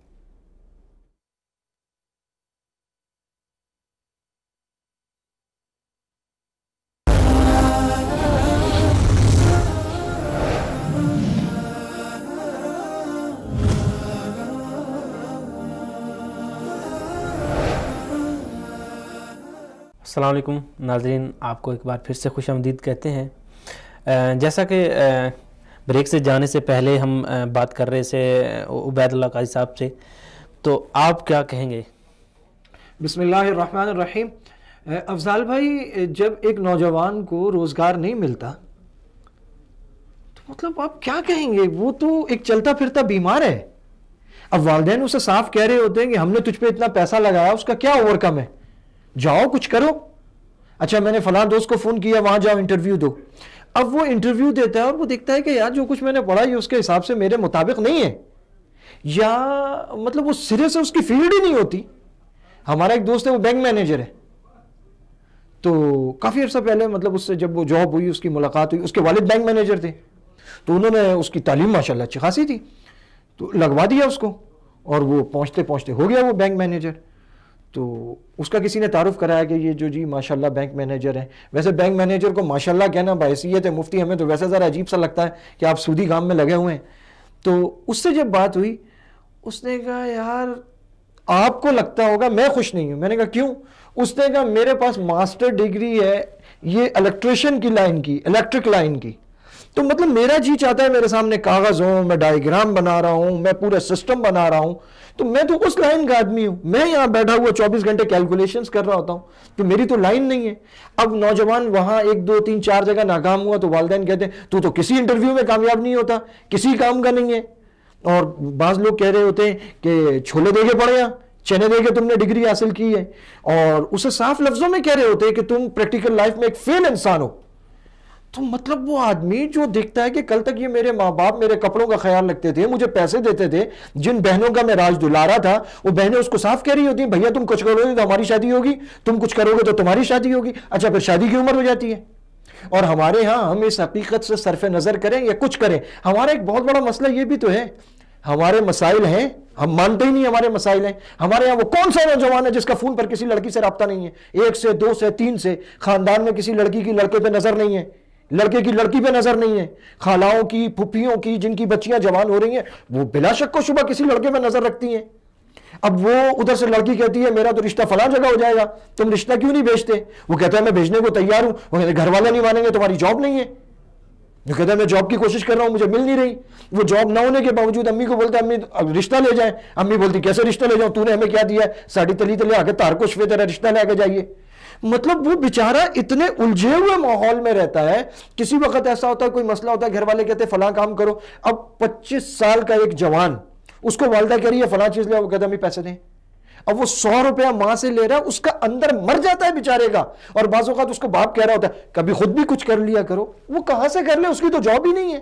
تو اس کا نفسیاتی مریض ہونا، اس کا ترشرو ہونا، اس کا بد اخلاق ہونا وہ بالکل بنتا ہے، کیونکہ آپ نے اس کو بچپن سے یہ سمجھایا ہے کہ بیٹا تیری پڑھائی کا 100% مقصد ایک نوکری ہے، اور وہ تو نے حاصل کی تو کامیاب ہے. مطلب آپ اس کو یہ نہیں کہتے بیٹا اگر نوکری نہیں بھی ملی کوئی بات نہیں، آپ تعلیم یافتہ ہو، آپ کے پاس تعلیم کا ہنر ہے، بس آپ کے اخلاق اچھے ہونے چاہیے، آپ امید کا دامن ہاتھ سے مت چھوڑنا، آپ مایوس مت ہونا. بیٹا آپ اپنا کچھ کاروبار کرنے کا سوچیں، آپ سارا دن بیٹھ کے بس مطالعہ کیا کریں، آپ روزانہ شام کو 3 آئیڈیاز لکھ کے لائیں جو کم سے کم پیسوں میں آپ نیا کاروبار شروع کر سکتے ہیں. ہم یہ چیزیں نہیں دیکھتے، ہم تو یہ چاہتے ہیں تیرا بچہ فارغ ہوا، کیلکولیشن ہے 25 لاکھ روپے ہمارے لگے، بیٹا 50,000 روپے کی نوکری کا انتظام کر، پیسے لا کے دے، تیری بہن کی شادی کرنی ہے. تو نفسیاتی مریض وہ ہوتا بھی ہے، ہم اس کو بناتے بھی ہیں، اور کوئی اور نہیں بناتا. کسی نے لکھا تھا بڑا ترش جملہ ہے مگر ٹھیک ہے، اس نے کہا محبتوں کی قیمت ہوتی ہے، وہ آپ سے اپنا خراج مانگتی ہیں، آپ ان کا خراج ادا کریں تو ٹھیک ہے، ورنہ وہ اڑیاں ہو کے سامنے آ جاتی ہیں. سکی ماں کہہ رہی ہوتی ہے کہ نہیں بیٹا اب تجھے کام کرنا پڑے گا. تو میرے بھائی ہم جس معاشرے میں رہ رہے ہیں، ہم نے تعلیم نوکری کے لیے بنائی ہے، نوکری نہیں ہے تو بس وہ بیچارہ نکو بنتا ہے، اور جب نکو بنتا ہے تو بد اخلاق ہو جاتا ہے. جی بالکل. ابھی ہمارے ساتھ لائن پہ راجہ ضیاء الحق صاحب ہیں، صدر یوتھ کلب. اب ان سے بات کرتے ہیں. السلام علیکم. جی وعلیکم السلام ورحمۃ اللہ. جی ضیاء الحق صاحب، ہم آپ کو اپنے پروگرام میں خوش آمدید کہتے ہیں. بہت بہت شکریہ جی. جیسا کہ ہمارا آج کا ٹاپک چل رہا ہے نوجوانوں میں یہ جو بے روزگاری کے مسائل ہیں اس کے اوپر چل رہا ہے، اور آپ کا جو تعلق ہے وہ یوتھ کلب سے، آپ یوتھ کو جو ہے وہ آگے لانے کے لیے، ان کے مسائل کو حل کرنے کے لیے کافی ایکٹیو بھی ہیں. تو یہاں پر ہم 2-3 چیزوں کا ذکر کریں گے. پہلا تو یہ کہ ہماری جو نوجوان نسل ہے ان میں جو روزگار نہ ہونے کے بعد، بے شک وہ ایجوکیٹڈ ہیں لیکن ان کے پاس جو ہے وہ روزگار نہیں ہے، تو وہ نفسیاتی مریض ہو رہے ہیں. تو آپ چونکہ جو نوجوانوں کے لیے مختلف ایونٹ کرتے رہتے ہیں، تو اس نفسیات سے نکالنے کے لیے آپ نے کچھ ایسے پروگرام ترتیب دیے ہیں کہ جس سے ہمارے نوجوان کچھ فائدہ اٹھا سکیں؟ بسم اللہ الرحمن الرحیم. پہلے تو بہت بہت شکریہ مجھے آج اس پروگرام میں دعوت دینے کا. میں اس میں یہ کہنا چاہوں گا کہ دیکھیں ہمارے جو نوجوان ہیں، مجھے پرسنلی، کیونکہ ہم لوگ تقریباً پورے پاکستان کے بڑے بڑے چھوٹے چھوٹے ہر قسم کے اداروں میں، انسٹیٹیوٹس میں لیکچرز، ٹاکس، پروگرامز کروا چکے ہیں، اور ہمیں ڈیلی بیسس پہ ان یوتھ سے بات کرنے کا موقع بھی ملتا ہے. مجھے پرسنلی یہ بات محسوس ہوتی ہے کہ جو ہماری آج کی جو نوجوان نسل ہے، وہ شاید ان کا کوئی ویژن اپنے بارے میں زیادہ کچھ خاص نہیں ہے. اگر آپ ان سے کبھی انٹرویو لیں اور ان سے پوچھیں کہ آپ کے نیکسٹ 5 ایئرس کے کیا پلانز ہیں یا کیا ویژنز ہیں، تو آپ کو ایسا لگے گا کہ جس طرح ان کو دنیا کی ہر چیز کے بارے میں، یا جس طرح ایکٹرس، ایکٹریسز اور ان لوگوں کے بارے میں تو ساری انفارمیشن ہوتی ہے، لیکن اپنے بارے میں علم نہیں ہے کہ میں اس کے بعد کیا کرنا چاہتا ہوں. پھر ایک اور چیز جو اس میں اضافی طور پہ آ جاتی ہے، وہ یہ کہ ہمارے یہاں پہ عام طور پہ جو ایجوکیشن کا جو نظام ہے، وہ ہم لوگ انجینئرنگ اور پری میڈیکل 2 فیلڈ ہیں جن کو ہم بہت زیادہ پش کرتے ہیں، اور ٹھیک ہے ان کو ایک طرف ایک حد تک کرنا بھی چاہیے. لیکن پھر اس کے بعد یہ کہ اگر یہاں پہ اس کے علاوہ کچھ نہ ہو، یا بندہ اس میں سے فیل ہو جائے یا وہاں پہ سلیکٹ نہ ہو پائے، تو پھر جو باقی چیز رہتی ہے وہ کوئی بھی اپنے عام طور پہ خوشی کے ساتھ نہیں کر رہا ہوتا. یعنی اگر وہ ان کو مطلب کامرس سائڈ پہ جانا پڑتا ہے، یا ان کو کہیں کسی اور آرٹس کے سبجیکٹ پہ جانا پڑتا ہے، تو وہ اپنی خوشی سے نہیں جاتے. اس کے بعد ان فیلڈ میں آنے کے باوجود ہوتا یہ کہ یہ لوگ پھر اس کے بعد اس امید پہ بیٹھتے ہیں کہ مجھے کوئی جاب دے گا، مجھے کہیں پہ ہائر کیا جائے گا، مجھے کوئی جاب ملے گی تو میں کروں گا. آپ یہ بات سمجھیں کہ کسی بھی معاشرے کے اندر جب آپ نے جابس کی ہم بات کرتے ہیں، تو جابس وہ ہوتی ہیں اس معاشرے میں جہاں پرابلمز ہیں وہاں جابس بھی ہیں. وہ انگلش میں کہتے ہیں نا کہ wherever there is a problem there is an opportunity. تو ہوتا یہ کہ آپ پاکستان کی اگر آپ مثال لیں تو یہاں پہ تو 101 پرابلمز ہیں. تو اگر کچھ کرنا چاہیں تو یہاں پہ بہت سارے کام کیے جا سکتے ہیں. جو بھی چیز خراب ہے اس کو فکس کیا جا سکتا ہے. اور پرانے معاشروں میں یہی ہوتا تھا کہ کوئی بھی اگر کسی کو کوئی ایشو نظر آ رہا ہے معاشرے کے اندر، وہ اس کو فکس کرنے کے لیے کام کرتا تھا، اور وہ اس کی جاب ہو جاتی تھی. لیکن آج ہم لوگ جتنے بھی فار ایگزامپل ملٹی نیشنلز ہیں، یہاں پہ اگر کام کرتی ہیں تو ہم چاہتے ہیں کہ ہمیں ان کے ساتھ نوکری ملے، اور اگر وہاں نہیں ملتی تو پھر انسان جگہ جگہ گھومتا پھرتا رہتا ہے اور خود انیشیٹو نہیں لیتا کہ میرے پاس اگر ایک اسکل ہے، ایک ٹیلنٹ ہے، تو میں خود بھی کچھ کر سکتا ہوں، کچھ انیشیٹو لے سکتا ہوں. شاید ہو سکتا ہے کہ گھر والوں کی طرف سے کوئی ریسٹرکشنز ہو، کوئی رسک ہو، کیونکہ ہم لوگ وہ جس کو ہم انٹرپرینورشپ بولتے ہیں، یا ایک انسان خود جب اپنے لیے جاب کریٹ کرتا ہے اور خود کچھ کام کرنا چاہتا ہے، تو اس چیز کو عام طور پہ لوگ اچھا نہیں سمجھتے، اس کو سمجھتے ہیں کہ شاید بہت مشکل ہے. لیکن بہرحال یہ ایک ڈیفینیٹ پاتھ ہے جس کی طرف ہمیں یوتھ کو مائل کرنا چاہیے کہ اگر کوئی معاشرے میں جابز اویلیبل نہیں بھی ہیں تو آپ اپنے لیے جابز خود کریٹ کر سکتے ہیں with the right education, with the right understanding انشاءاللہ. جی، یہاں پر 2 سوال ہیں. پہلا سوال تو میں یہ کرنا چاہوں گا کہ یہ بے روزگاری کی بنیادی وجہ کیا ہے؟ بنیادی وجہ میرے مطابق تو یہ کہ یہی جو میں نے آپ سے ابھی ذکر کیا کہ یوتھ خود اپنے لیے بہت سارے کام کر سکتے ہیں اگر ہمارے معاشرے میں جاب نہ بھی ہو. بیکاز ابھی آپ دیکھیں کہ پوری جاب مارکیٹ کو اگر آپ دیکھ لیں، ایک بچہ جو آئی ٹی ٹیلی کمیونیکیشن میں جانا چاہتا ہے یا کسی بھی میڈیا ڈپارٹمنٹ میں جانا چاہتا ہے، اس کے پاس یا تو رہ گیا ہے میڈیا چینلز ہوں گے جہاں پہ وہ جا کے کام کرے گا، یا اس کے پاس ٹیلی کمیونیکیشن کمپنیز ہیں، ڈفرینٹ موبائل نیٹ ورکس ہیں، وہاں پہ جا کے وہ کام کر لے گا، یا پھر اس کے پاس کوئی اور اکا دکا کوئی آئی ٹی فرمز سامنے نظر میں آتی ہے تو وہاں پہ چلا جائے گا. تو ان کے علاوہ اس کی کہیں نہ سوچ ہے، نہ فکر ہے، نہ کہیں اس کی ذہن جاتا ہے. اس کو یہ ہوتا ہے کہ بس مجھے ان میں سے کسی کمپنی نے ہائر کر لیا تو میرا جو ہے نا وہ قسمت سنور جائے گی اور سب کچھ ہو جائے گا.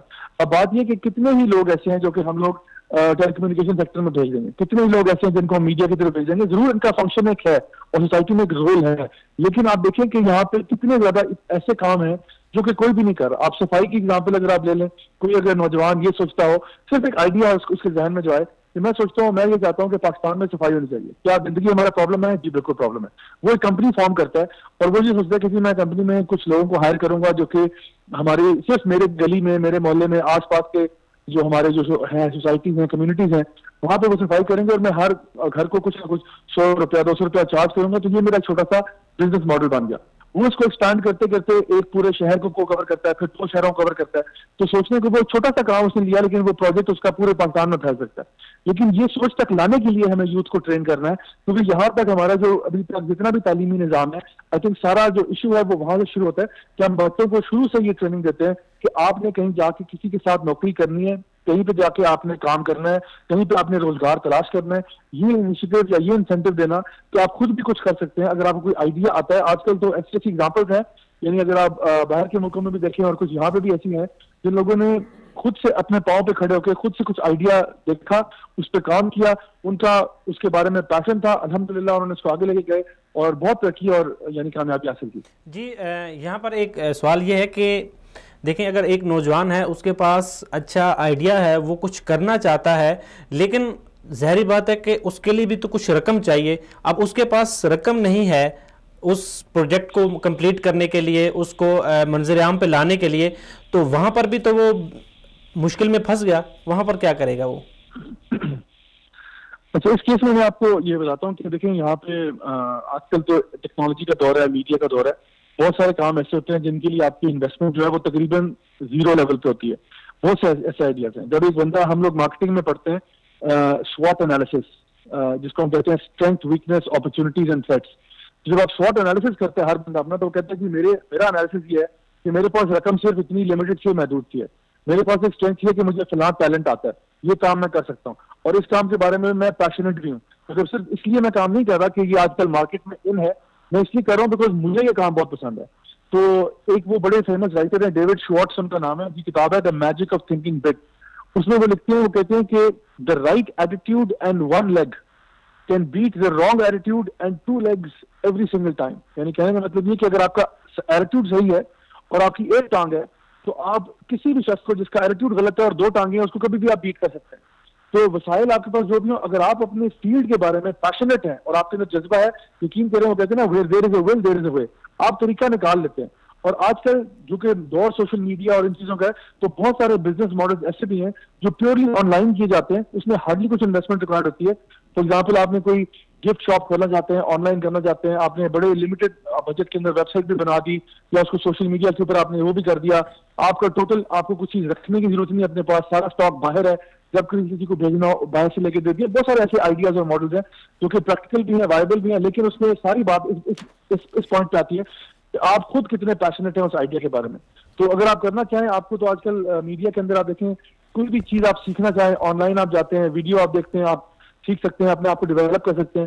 اسی طرح کہ میں نے دیکھا کچھ لوگ یوٹیوبرز ہیں جو آج سمپلی یوٹیوب سے سٹارٹ کیا, ویڈیوز بنانا شروع کیا, کسی بھی پرٹیکولر ٹاپک کے بارے میں جو ان کو آتا تھا پڑھانا شروع کیا, کرنا شروع کیا. آج وہ through YouTube I think millions of dollars کما رہے ہیں, اور 22 سال کے 20 سال کے لڑکے باہر بیٹھے ہوئے یعنی ملینز میں کما رہے ہیں آلریڈی اس ایج میں. تو بات یہ آتی ہے کہ آپ نے تھوڑا سا کریٹیولی سوچنا ہوگا, اپنے آپ کو, اپنے ٹیلنٹس کو بہترین ایسپیکٹ سے یوٹیلائز کرنا ہوگا, اور پھر آپ اس کے ساتھ سوچیں اور لائک مائنڈڈ لوگوں کو ساتھ لے کے آئیں, ملائیں, اور پھر اپنی ٹیم فارم کریں اور آگے موو کریں انشاءاللہ. جی یہاں پر یہ ایک چیز ہے کہ حکومت کی طرف سے بھی نوجوانوں کے لیے مختلف اسکیمیں جو ہیں وہ متعارف کروائی گئی ہیں, اور باقی بھی کافی ساری متعارف کروائی جا رہی ہیں. تو آپ کیا سمجھتے ہیں کہ حکومت کی طرف سے یہ جو اسکیمیں ہیں یہ کتنی کامیاب ہیں؟ حکومت کی اسکیمز کا مجھے زیادہ یہ تو نہیں پتا کہ کہاں ان کا ابھی تک کے کیا اسٹیٹسٹکس ہیں اور کیا رپورٹس ہیں اور کہاں تک انہوں نے ابھی تک اس کے اندر یعنی کامیاب ہو سکے ہیں. لیکن ہوتا یہ کہ اصل میں نا ایک میں آپ کو بتاتا ہوں کہ میرا ایکسپیرینس رہا مطلب ڈفرنٹ ملٹی نیشنل کے ساتھ کام کرنے کا بھی, اور دبئی میں بھی رہا, ابو دھابی وغیرہ میں کام کرتا رہا. وہاں پہ میں جب بھی ہمارے ایک وہاں پہ ریکروٹمنٹ کی ایک فارم تھی جن کے ساتھ میں کام کرتا تھا, تو وہاں پہ نا میں ہر بچہ کا جو وہاں پہ آتا تھا جاب انٹرویو دینے کے لیے, اور وہ تو میں اس کو پہلے چیک کرتا تھا اور دیکھتا تھا کہ یہ کس ایٹیٹیوڈ اور کس طریقے کے ساتھ یہاں پہ آ رہا ہے.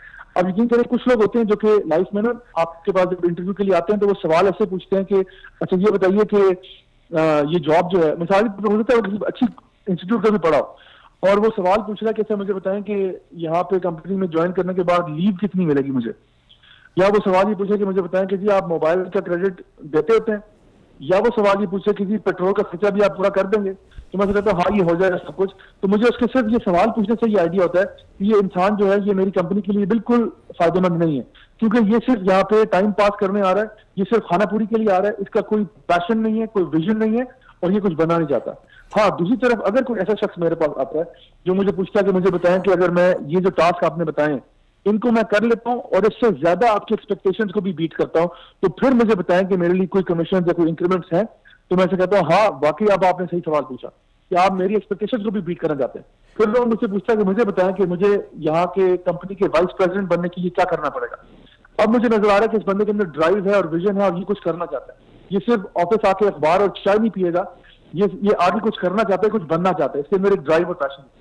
اس کو میں نے کیوں لنک کیا آپ کے سوال کے ساتھ, اس لیے کہ اکثر اوقات کیا ہوتا ہے کہ نوجوان شاید اس امید پہ بیٹھتے ہیں کہ حکومت کچھ کرے گی تو میں اٹھوں گا, حکومت مجھے کچھ سپورٹ کرے گی تو میں کروں گا. آپ حکومت کرے یا نہ کرے, اگر آپ کے اندر ڈرائیو ہے تو آپ اپنے ارد گرد کے آس پاس پتہ کرا کے ایسے لوگوں کے ساتھ کانٹیکٹ کر سکتے ہیں, ایسے لوگوں میں اٹھ بیٹھ سکتے ہیں جہاں پہ آپ اپنے بزنس آئیڈیا کو یا بزنس وینچر کو کہیں نہ کہیں لے کے چلیں. اور یقین کریں جتنے بھی گریٹس ہیں, جتنے بھی بزنس ٹائکونز ہیں, جتنے بھی جو بھی لوگ آپ کو سکسیسفل نظر آتے ہیں اپنے اپنے کریئر میں, وہ سب جو ہے کسی نہ کسی مصیبت مشکل پریشانی سے گزر کے یہاں تک پہنچے. بل گیٹس کی آپ ایگزامپل لے لیں, 2 دفعہ اس کی کمپنی جو ہے بیٹھی ہے, یعنی مائیکروسافٹ بنانے سے پہلے اس نے ایک بڑا اپنی طرف سے بہت اعلیٰ سافٹ ویئر بنایا تھا ٹریف آف ڈیٹا کے نام سے, اور وہ بری طرح فلاپ ہوا اور اس کا سارا جو پیسہ کمایا تھا سب ضائع ہو گیا. پھر کہیں جا کے مائیکروسافٹ بعد میں بنایا, اس کا ایک آئیڈیا تھا, اس نے کبھی گیو اپ نہیں کیا. تو میں نوجوانوں کو یہ کہتا ہوں کہ کبھی بھی آپ نے گیو اپ نہیں کرنا اپنے آئیڈیاز کو, جو آپ کو جس کے بارے میں آپ ایکسائٹیڈ ہیں, جس کے بارے میں آپ پیشنیٹ ہیں. انشاءاللہ ان کے اوپر ہارڈ ورک کریں, محنت کریں, خود بخود ریسورسز آس پاس سے ڈھونڈیں, تلاش کریں, ایسے لوگوں کے ساتھ جو انڈسٹری میں ایکسپرٹس ہیں ان کے ساتھ ملنا بیٹھنا شروع کریں. ٹائم ضائع کرنا بند کریں, فضول محفلوں میں بیٹھنا اور اپنا ٹائم ضائع کرنا.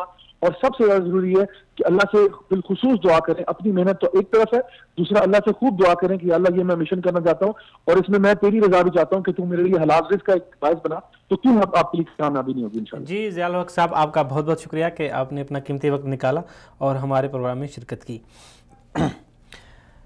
جی مولانا صاحب, جہاں پر ضیاء الحق نے کافی ساری چیزوں کی طرف ہمارا اشارہ کیا ہے, تو پہلی بات تو یہ ہے کہ آپ اپنی وہ نفسیات والی بات کو جاری رکھیں. پھر ہم اس بات کے اوپر آئیں گے کہ نوجوانوں کا جو انٹرویوز کی طرف جانا اور انٹرویو میں مختلف چیزوں کا پوچھا جانا کہ یہ ہمیں یہ چیزیں ملیں گی نہیں ملیں گی, اس کے اوپر بھی ہم بات کریں گے. اور اس کے اوپر جو مین ایک چیز بات کریں گے وہ یہ کریں گے کہ انٹرویوز میں سب سے زیادہ ایک چیز کو ہائی لائٹ کیا جاتا ہے کہ آپ کا اس کام میں تجربہ کتنا ہے, ایکسپیرینس پوچھا جاتا ہے. اس کے اوپر بھی بات کریں گے.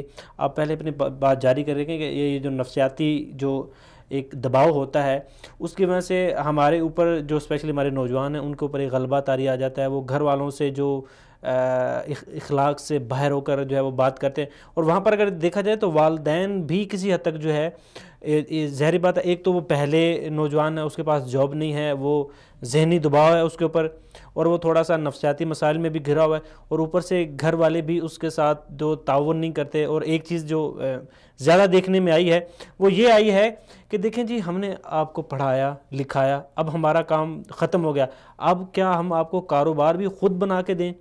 ٹھیک ہے, ایک بوجھ سمجھا جاتا ہے. آپ اس بارے میں کیا کہیں گے؟ یہ اندازاً کتنے سوالات ہوئے جو اب آپ نے کیے ہیں, تو کافی سارے ہوئے. افضال بھائی بہت شکریہ آپ کا. پہلی بات جو نفسیات سے متعلق ہے تو اس پہ ایک پریشر ہوتا ہے, اس پہ ایک پریشر ہوتا ہے, اور اس پریشر میں جاب حاصل کرنا تو بہت دور کی بات ہے, وہ ایک اچھا بیٹا اور ایک اچھا بھائی بھی نہیں رہ پاتا. اچھا پھر یہ ہے کہ ہمارے ہاں ایک اچھا بیٹا کون ہوتا ہے؟ مطلب وہ با اخلاق ہو, نمازی ہو, نرم خو ہو, وہ ہوتا ہے اچھا بیٹا؟ یا اچھا بیٹا وہ ہوتا ہے جو بہت ساری چیزیں لاتا ہے گھر پہ, جو والدہ کو پیسہ کیسا بھی ہو حرام حلال عمرے پہ لے جاتا ہے, جو شال لے کے آتا ہے, جو گھر آتا ہے تو گاڑی میں بہن کو آئس کریم کھلانے لے جاتا ہے, جو بہن کو شاپنگ کرا کے لاتا ہے, جو اچھا موبائل لے کے دیتا ہے, جو بہن کو ٹیبلٹ یا لیپ ٹاپ بھیجتا ہے. تو یہ نمازی ہو کر با اخلاق ہو کے خدمت کرنے والا یہ گھر کے سارے کیل ٹھوک رہا ہے, لائنیں درست کر رہا ہے, بند گٹر کھول رہا ہے, سارے مشکل کام جو کوئی نہیں کر رہا یہ کرتا ہے, سبزی لا کے دیتا ہے. آپ اچھے تب بنیں گے جب آپ پیسے لا کے دیں گے. تو یہ معیار تو ہم نے متعین کیا نا, وہ بیچارہ اس معیار پہ پورا نہیں اتر پا رہا, اس کی نوکری نہیں ہے تو وہ برا بیٹا ہو گیا. اور وہ والا وہ کتنا ہی برا کیوں نہ ہو, وہ ماں باپ سے ترش لہجے میں بولنے والا کیوں نہ ہو, وہ پریکٹیکلی اس گھر میں آ کے 3 دن نہیں رہ سکتا بغیر لڑائی کے, لیکن وہ چونکہ سب کچھ بھیج رہا ہے تو وہ اچھا بیٹا ہے. اچھے اور برے کا معیار ہم نے غلط طے کیا تو اس کو نفسیاتی مریض ہم بناتے ہیں. تو یہ نفسیاتی مریض پھر اچھا انسان نہیں رہ پاتا. تو ان پریشر والے حالات میں یہ نوکری کہاں سے ڈھونڈے گا؟ ایک بات ہوگی. دوسری بات, جیسے ابھی ہمارے یوتھ کلب کے صدر نے اپنی گفتگو میں ایک بڑا خوبصورت آئیڈیا دیا. انہوں نے کہا جی آپ محلے والا صفائی چاہتے ہیں, تو آپ ان سے کہیں گے کہ بھائی ہر گھر اس صفائی کے لیے کتنا پے کر سکتا ہے. میں ہوں مثال کے طور پہ, میرے گھر میں ہوا اس سمت سے چلتی ہے کہ اس کے گیٹ کے سامنے ہر وقت کچرا رہتا ہے. اگر کوئی مجھ سے یہ کہے کہ جناب آپ ماہانہ 200 روپے مجھے دے دیں, روزانہ صبح آپ کے گھر کے سامنے سے ایک دفعہ کچرا صاف ہو جائے گا, میں تیار ہوں. میں اسے 200 نہیں, میں 500 ماہانہ دینے کو تیار ہوں. اب اگر وہ پوری گلی سے لیتا ہے اور 1-2 آدمی ہائر کرتا ہے, یہ بڑا بہترین آئیڈیا ہے, اس میں چونی بھی نہیں لگتی. لیکن افضال بھائی ایک بات بتائیں, جب یہ رشتہ لینے جائے گا اور وہ پوچھے گا لڑکا کرتا کیا ہے, تو کیا کہے گا یہ؟ دیکھیں یہ پہلے تو میں یہ چیز ہے اس طرف ہمارے یہاں لڑکا کام کرتے ہوئے 10 مرتبہ یہ سوچتا ہے. میرا ایک سکا خالہ بھائی ہے, اس کے پاس 3 چمچی رکشے ہیں, اس کے گھر کے نیچے اڈا ہے, وہ اوپر سے نیچے اترتا ہے, لائن میں لگاتا ہے, ایک چمچی چلاتا ہے, پھر دوسرے کا نمبر آتا ہے, دوسرا چلاتا ہے, ایک پہ اس نے ڈرائیور رکھا ہوا ہے. خوبصورت لڑکا ہے, صرف 25 سال عمر ہے, گورا رنگ, موٹی آنکھ, شاندار قد, ہر چیز ٹھیک ہے. اس کا رشتہ کیوں نہیں ہوتا؟ وہ کہتے ہیں لڑکا کرتا کیا ہے؟ وہ کہتے ہیں جی ٹرانسپورٹ کا کام ہے. کہ ماشاءاللہ بڑا زبردست کام ہے. ٹرانسپورٹ کا کیا کام ہے؟ کہتے ہیں جی اس کے 3 چمچی رکشے ہیں. کہتے ہیں جی کون چلاتا ہے؟ کہتے ہیں جی 1-2 وہ خود چلاتا ہے, ایک پہ ڈرائیور رکھا ہوا ہے. تو کہتے ہیں کہ لڑکا چمچی رکشہ چلاتا ہے, حالانکہ وہ لڑکا ماہانہ 35, 40, 50 ہزار روپے کماتا ہے, ہر چیز ٹھیک ہے, لیکن وہ لڑکی اور اس کے ماں باپ نہیں چمچی رکشہ چلاتا ہے. اور اسی کو آپ کہہ دیں کہ لڑکے کی 3 ویگنیں چلتی ہیں جی, خود چلاتا ہے نہیں چلاتا, اچھا پھر ٹرانسپورٹ کا کاروبار ہے. اگر خود کر رہا ہے تو پھر ڈرائیور ہے. اب یہ لڑکا جس کو آپ کہتے ہیں صفائی کر رہا ہے, آپ ان کو بتائیں گے تو پہلا جملہ, آپ ایمانداری سے مجھے بتائیں کیا آئے گا جملہ؟ یہ لڑکا جو صفائی کروا رہا ہے اس طرح بندے رکھ کے, اس کو کیا کہیں گے؟ اصل میں دیکھیں یہ ہمارے معاشرے میں ایک سوچ آئی ہوئی ہے کہ ہم ہر چھوٹے کام کو, جو چھوٹا کام بیسیکلی کوئی بھی کام چھوٹا نہیں ہے, یہ ایک سوچ ہے. اب اگر ایک مطلب آپ مانتے ہیں نا آئی ہوئی؟ جی دیکھیں یہ آپ مجھے یہ بتا دیں اس لڑکے کو کہیں گے کیا جب وہ جا کے کہیں گے کہ یہ لڑکا پورے محلے میں صفائی کرواتا ہے, اس کے 20 ملازم ہیں, یہ جھاڑو کو ہاتھ بھی نہیں لگاتا, اس کو کہیں گے کیا؟ معاشرے دیکھیں اس کو, یہ دیکھیں یہاں پر 2 چیزیں ہیں. پہلی بات یہ کہ وہ معاشرے کو صاف رکھ رہا ہے, ماشاءاللہ, ٹھیک ہے ماشاءاللہ, اور صفائی کا جو ایک صفائی نصف ایمان ہے, نصف ایمان ہے, سبحان اللہ, وہ 2 کام کر رہا ہے, 2 کام کر رہا ہے. اب ہمارا معاشرہ جو ہے وہ اس کو نہیں, وہ صرف 2 نہیں, صفائی والا ہے, وہ محلے کو گرد و غبار سے بچا رہا ہے, بیماریوں سے وہ بچا رہا لوگوں کو بیماریوں سے بچا رہا ہے. اس نے اس محلے کو ماڈل محلہ بنا دیا. Whatever you say, it is okay, but just tell me one thing, نام کیا دیں گے اسے؟ دیکھیں ہمارے معاشرے میں یہ میں بتا دیتا ہوں, اگر آپ نہیں بتا رہے میں بتا دیتا ہوں کہ جمع دار ہے, کچرا اٹھاتا ہے لوگوں کا, کرا لیں آپ اس کا رشتہ. یہ ہے بے روزگاری کی بنیادی وجہ کہ تعلیم کا بنیادی مقصد نوکری, نوکری کا بنیادی مقصد پیسہ, پیسے کا بنیادی مقصد اسٹیٹس. آپ کو صرف جاب نہیں چاہیے. اگر آپ کو یہ پتہ لگے کہ آپ کو فلاں جگہ چائے کا ایک کھوکھا لگانا ہے, آپ وہاں لڑکا رکھ دیں, آپ کو روزانہ 1000 روپے انکم ہوتی ہے, 30,000 روپے, وہ کبھی نہیں مانے گا اس 30,000 روپے پہ, لیکن وہ کسی کال سینٹر میں 10,000 روپے پہ مان جائے گا. گھر کے اندر ٹیوشن پڑھا کے لڑکا 20 سے 25 سے 30,000 کیوں نہ کماتا ہو, وہ پوچھتے ہیں جاب کیا ہے, وہ کہتے ہیں جی گھر پہ ٹیوشن پڑھاتا ہے. نہیں, ٹیوشن تو پڑھاتا ہے, کام کیا کرتا ہے؟ آپ کہتے ہیں یہی کام ہے. نہیں, یہ تو کوئی کام نہیں, وہ تو ٹیوشن پڑھا رہا ہے نا, جاب کیا کرتا ہے؟ وہ اس کو جاب سمجھتے ہی نہیں. جاب وہ ہے جس میں کوئی پرماننٹ آپ کے پاس ہو کہ نہیں جی آپ اتنا عرصہ یہاں ہیں, اور اس میں مستقبل میں مطلب اس کے ایڈوانٹیجز ہو, آپ کو وہاں سے گھر مل سکتا ہو, آپ کو گاڑی مل سکتی ہو, اور آپ کا معاشرے میں ایک اچھا نام ہو. مطلب تعلیم, آپ صلی اللہ علیہ وسلم نے فرمایا انما بعثت معلما, مجھے سکھانے والا استاد بنا کر بھیجا گیا. اور آپ ٹیوشن پڑھانے والے کو کہتے ہیں یہ تو جاب ہولڈر نہیں ہے, اور جاب نہیں ہے تو اس کے لیے رشتہ نہیں ہے. مطلب ہم جس معاشرے میں جی رہے ہیں ہمیں ماننا پڑے گا. جیسے آپ نے پوچھا تھا عبید اللہ راجہ صاحب سے, الگ صاحب سے, کہ جی کیا وجہ ہے, تو اس میں ایک وجہ یہ بھی ہے کہ ہمارا لڑکا کمپرومائز کرنے پہ تیار نہیں ہے. اسے ایک جاب ہی چاہیے, پکی جاب چاہیے. کیوں؟ لڑکی کے ماں باپ کمپرومائز کرنے پہ تیار نہیں ہے, معاشرہ کمپرومائز کرنے پہ تیار نہیں ہے. آپ پورا محلہ صاف کریں, ابھی آپ نے فرمایا صفائی نصف ایمان ہے, یہ جس کا نصف ایمان مکمل ہوا ہے, معاف کیجئے گا, معاشرہ اسے منہ پھاڑ کے کہہ دے گا جمع دار ہے. وہ ڈرتا ہے اس بات سے, وہ کہتا ہے میں نہیں کروں گا یہ کام. آپ کے خیال میں ہمارے معاشرے میں یہ جو ایک ذہنیت آئی ہوئی ہے, اس کو کیسے ختم کیا جائے؟ ہمارا معاشرہ نا بڑا عجیب و غریب مکس معاشرہ ہے. یہی آئیڈیا آپ اٹھا کے یورپ میں کسی کو دے دیں, وہ بڑے فخر کے ساتھ اس کو کرے گا, اسے کوئی برا نہیں کہے گا. کیوں؟ وہ مادہ پرست ہے, وہ سچے مادہ پرست ہے. وہ کہیں گے پیسہ کتنا کما رہے ہو, آپ کہیں گے 2 لاکھ روپے, وہ کہیں خلاص پیسہ بڑا ہے کام بڑا ہے. یہاں پر ہمارے اور پیسہ بھی زیادہ چاہیے اور کام بھی وہ چاہیے جس کو لڑکی بولے کام کر رہا ہے. یہاں پر میں ایک اور طرف توجہ دلانا چاہتا ہوں. یہاں پر اسی صفائی والے کی اگر بات کی جائے تو ہمارے ایسے بہت سے نوجوان ہیں جو گریجویٹ ہیں, جنہوں نے ماسٹر کیا ہوا ہے, لیکن جب وہ کسی باہر کے ملک میں جاتے ہیں تو وہ اس سے بھی نیچے والا کام ان کو کرنا پڑتا ہے, اس سے بھی نیچے والا کام ان کو کرنا پڑتا ہے. لیکن اس وقت ان کی یہ جو ذہنیت ہے, ہمارے معاشرے کی یہ ذہنیت ہے کہ یہ کام ہم اپنے ملک میں رہ کے تو کر نہیں رہے, لیکن باہر کے جب ملکوں میں جاتے ہیں تو اس سے بھی نیچے درجے کا, جو ہم نے جو درجے بنائے ہوئے ہیں, اس سے بھی نیچے درجے کا کام جو ایکسیپٹ کرتا ہے ہمارا سارا معاشرہ. وہ کرتا ہے. وہ کیوں کرتا ہے؟ اس لیے کہ جہاں اس کے رشتے کی بات چلے گی تو یہ تھوڑی پوچھیں گے لڑکا کیا کرتا ہے. وہ کہیں گے لڑکا کہاں ہوتا ہے؟ امریکہ میں ہوتا ہے.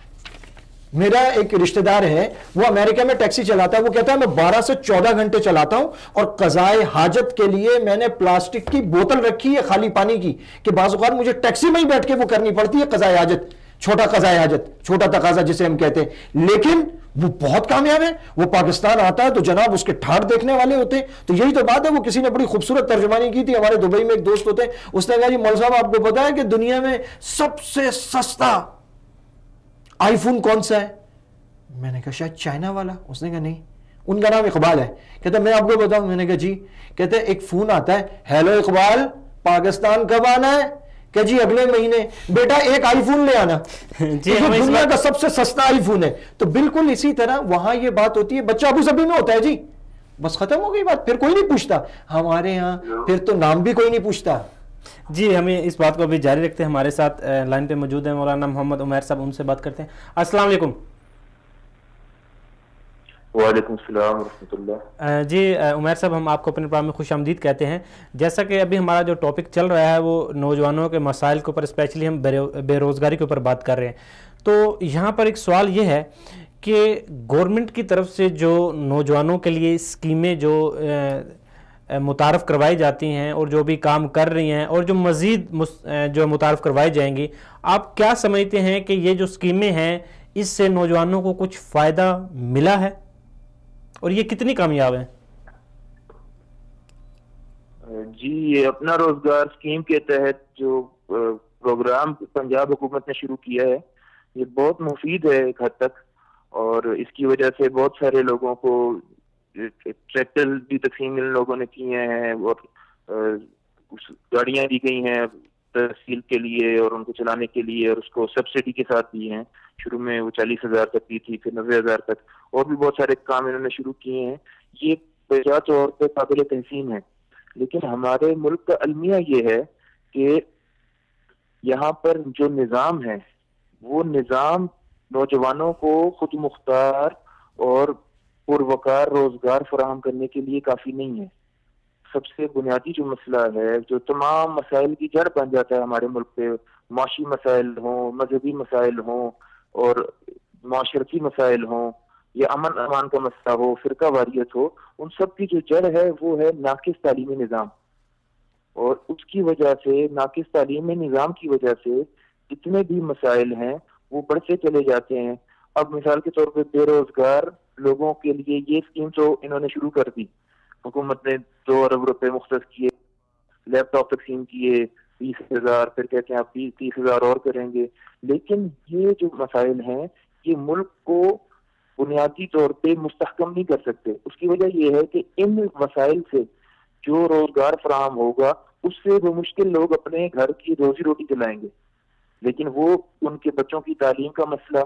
اب ہمارے یہاں تو طبقاتی تعلیم ہے کہ جو غریب لوگ ہیں وہ سرکاری اسکولوں میں جاتے ہیں. سرکاری اسکول کا جو پڑھا ہوا بچہ ہے وہ بعد میں جو اس کے بعد جو جدید تعلیم ہے اس کو پک اپ نہیں کر پاتا. پھر یہ بچے جو ہیں جہاں پہ لوگ روٹی سے تنگ ہوتے ہیں یہ تعلیم چھڑوا دیتے ہیں اور بچوں کو مزدوری بھی لگا دیتے ہیں. چائلڈ لیبر بڑھتی ہے, اس کی وجہ سے جو ہمارا لٹریسی ریٹ ہے وہ گر جاتا ہے.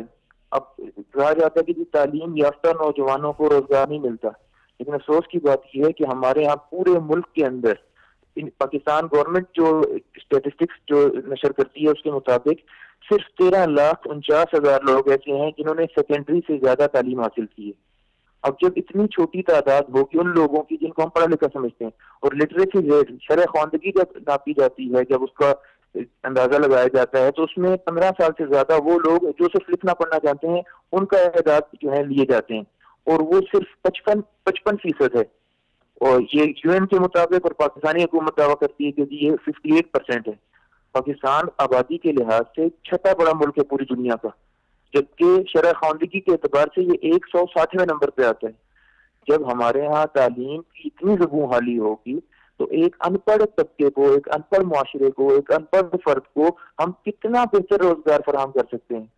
اور اس کے بعد تعلیمی معیار ایسے ہیں کہ آپ سائنسز کی طرف اگر جائیں، کمپیوٹر سائنسز والے لڑکے میرے ایک دوست اگلے دن بات وہ کہہ رہا تھا کہ جو پروگرامز آبسلیٹ ہو چکے ہیں، جن کو اب اپلائی ہی نہیں کیا جاتا، ہمیں وہ پڑھائے جاتے ہیں، اور جو جدید پروگرامنگ ہے اور جو اینڈرائڈ کے اوپر جدید جو کام جس کی بھی مارکیٹ ہے، جہاں سے لوگ دنیا کمپنی دنیا پہ چھا گئی ہیں. جی مولانا عمیر صاحب، یہ کچھ چیزیں ایسی ہیں جو ہماری تعلیم میں آنی چاہیے، لیکن جو ہے وسائل نہ ہونے کے اور جو تعلیم کا جو بجٹ ہے وہ کم ہونے کی وجہ سے یہ چیزیں ایسی ہیں کہ جو ابھی نہیں آ رہی. اب بات یہاں یہ کرتے ہیں کہ اب وہ نوجوان جو گریجویٹ ہو چکے ہیں، جنہوں نے اپنی تعلیم حاصل کر لی ہے، جن کے پاس ڈپلومے ہیں، لیکن اس کے باوجود بھی ان کو جاب نہیں مل رہی، وہ بے روزگار ہیں اور ذہنی اور جو ایک جسے آپ کہتے ہیں نفسیاتی بیماری میں مبتلا ہیں. تو دیکھیں اب یہاں پر صورتحال یہ پیدا ہوتی ہے کہ ہم حل کی طرف جائیں. مانتے ہیں ہماری تعلیم میں کافی ساری ایسی کوتاہیاں ہیں جس کو اچھا کرنا پڑے گا، ہمارے سسٹم میں ایسی برائیاں ہیں جو اس چیز کو آگے نہیں آنے دے گی، لیکن یہاں پر حل کیا ہے کہ ہم دیکھیں یہاں پر اگر پرسنٹیج کا اندازہ لگایا جائے تو ہمارے ملک میں ایک سال میں لاکھوں ایسے نوجوان ہیں جن کے پاس اچھی ڈگریز اور اچھا تجربہ ہونے کے باوجود بھی ان کو نوکریاں نہیں مل رہی. اور دوسری بات یہ دیکھا جائے ملک کے حالات ایسے ہیں کہ اب ہر ایک نوجوان کو نوکری دینا بھی پاسبل نہیں ہے، لیکن اس کے لیے یہ ہے کہ روزگار جو ہے وہ خودکار بھی تو بنائے جا سکتے ہیں. آپ کیا سمجھتے ہیں ہماری جو یہ بے روزگاری ہے اس کو کیسے ختم کیا جائے؟ آپ کیا اس بارے میں رائے دیں گے اپنی؟ عبداللہ بھائی، بات یہ ہوتی ہے کہ کسی بھی مسئلے کی وجوہات کی طرف دیکھا جائے تو حل آسانی سے نکل سکتا ہے. آپ جو بے روزگاری کی بات کر رہے ہیں بالکل یہ المیہ ہے ہمارے معاشرے کا، لیکن اس کا ایک سبب یہ ہے کہ ہمارے ہاں جو طبقاتی تقسیم ہے کہ ہمارے ہاں کچھ طبقات کے لوگ ایسے ہوتے ہیں جو اب سمجھتے ہیں کہ ہم اسٹیٹ آف دا آرٹ قسم کی کوئی اچھی سی نوکری ہمیں ملے گی تو ہم کریں گے، ورنہ اور جابز ہم نہیں کریں گے. یہی لوگ جب بیرون ملک جاتے ہیں تو یہی آپ کو ڈلیوری بوائے کے طور پہ بھی نظر آئیں گے، پیٹرول پمپ پہ گیس اسٹیشن کے اوپر پیٹرول بھرتے ہوئے بھی نظر آئیں گے، ہر چھوٹا موٹا کام کر لیں گے. ہمارے ملک کا مسئلہ یہ ہے کہ ہم لوگوں نے جس محنت کو اور جس القاسب حبیب اللہ اور اس طرح کی جو عزت کے ساتھ کمائے جانے والے کام تھے ان کو ہم نے آج سمجھ لیا ہے، اور اس کے مقابلے میں ہم لوگ بہت زیادہ اسٹیٹس کانشیس ہو گئے ہیں، اور ہم لوگ مغرب کو جو مغرب میں خیریں ہمارے ہاں سے اخذ کی ہیں یا لیے ہیں اسلام سے، ان کو ہم چھوڑ دیتے ہیں، اور ہم ان کی جو ان کی خرافات ہیں اور جو قباحتیں ہیں ان کے پیچھے ہم لوگ بھاگتے ہیں. ہمارے ہاں کپڑوں کے ڈیزائن، جوتوں کے ڈیزائن، گھڑیوں کے بارے میں لوگ جو ہے مغرب کی پیروی کرتے ہیں، جبکہ کام کرنا، انسانوں کے بنیادی حقوق، مسلمانوں کے جو بنیادی حقوق فراہم کرنے چاہیے اس کے اوپر ہم لوگ نہیں آتے، محنت سے ہاتھ محسوس کرتے ہیں. ابھی جو کام کرنے کے ہیں وہ یہ ہیں کہ دیکھیں تعلیمی اداروں کا کام اعتماد دینا، تعلیم دینا، شخصیت سازی اور کردار سازی ہوتا ہے، اور یہ جن بااعتماد نوجوانوں میں تعلیم کے ساتھ ساتھ اعتماد موجود ہوتا ہے، اللہ کے اوپر توکل ہوتا ہے، محنت سے وہ جو ہے نہیں کتراتے، ان کے لیے مواقع نکل آتے ہیں. انسان ضروری نہیں ہوتا کہ بہت بڑے جو ہے بینک بیلنس اور بہت بڑا کیپٹل ہو تو اسی سے کام شروع کر سکتا ہے. حکومت سے بہت زیادہ توقعات لگانا فی الوقت ابس ہے. ہم اس وقت کرنے کا کام یہ ہے کہ انسان محنت سے نہ کترائے، جو بھی مواقع اس کو ملے جدید ٹیکنالوجی کا استعمال کرتے ہوئے ان کے اندر وہ اپنی کھپت کو یقینی بنائے. مثال کے طور پہ میں آپ یہ یاد کر رہا تھا کہ ایک اوبر کے نام سے ایک کمپنی ہے جو اس وقت دنیا کی سب سے بڑی ٹیکسی سروس کمپنی ہے. ان کی اپنی ایک گاڑی بھی نہیں ہے, صرف ٹیکنالوجی کا استعمال کیا, لوگوں نے اپنی گاڑیاں اس میں ڈالی ہیں اور لوگ کمائیاں کر رہے ہیں.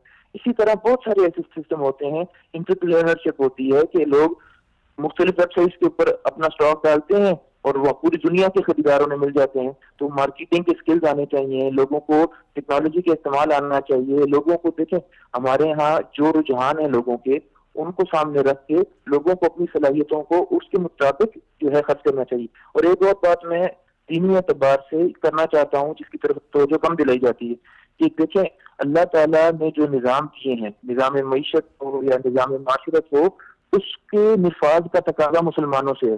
اللہ تعالیٰ کہتے ہیں کہ وَالَّذِي أَنشَأَكُم مِّنَ الْأَرْضِ وَاسْتَعْمَرَكُم فِيهَا, کہ اسی نے تمہیں دنیا میں بنایا ہے, وہ اس کی تعمیر تم سے چاہتا ہے.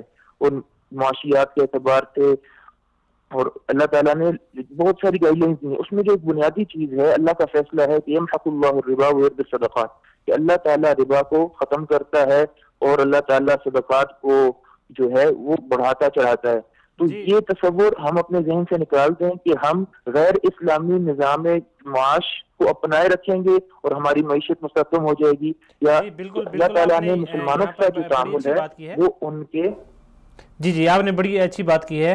آپ کا بہت بہت شکریہ کہ آپ نے اپنا قیمتی وقت نکالا اور ہمارے پروگرام میں شرکت کی. یہاں پر چونکہ ہمارے پروگرام کا جو ٹائم ہے وہ بھی کم رہ گیا, ابھی ہم چلتے ہیں حل کی طرف.